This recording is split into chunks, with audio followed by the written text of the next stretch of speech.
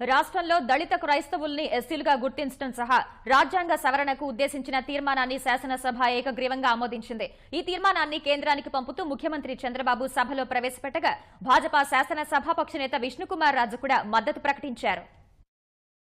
చట్టబద్దమైన రాయితీల విషయంలో దళిత క్రిస్టియన్లకు మరియు సిక్కు మతం, బౌద్ధ మతంలోకి మారిన షెడ్యూల్ కులాల వారి మధ్య వివక్ష ఉంది. ఎవరైతే షెడ్యూల్ కులాలు ఉన్నారో వారికి అన్యాయం జరుగుతూ ఉంది. కాబట్టి మనందరం కూడా ఎవరైతే క్రిస్టియన్ చేరినా, ఏ కులంలో ఏ మతం లేకపోయినా, వాళ్ళు ఏ కులంలో అయితే పుట్టారో ఆ కులంలో ఉండే ఇబ్బందులన్నీ వాళ్ళ ఇంకా కూడా వెంటాడుతున్నాయి. కాబట్టి వాళ్ళకు తప్పకుండా షెడ్యూల్ కులాలకు వచ్చే అన్ని రిజర్వేషన్లు కానీ అన్ని వసతులు కానీ వర్తింపజేసే విధంగా గవర్నమెంట్ ఆఫ్ ఇండియా నిర్ణయం చేయాల్సిన అవసరం ఉంది. ఈ తీర్మానాన్ని ఏకగ్రీవంగా అందరూ కూడా బలపరిచి ఆమోదించవలసిందిగా మరొకసారి అందరినీ కోరుకుంటూ చేస్తారని చెప్పి ఆశిస్తూ అందరికీ నమస్కారాలు. జై హింద్.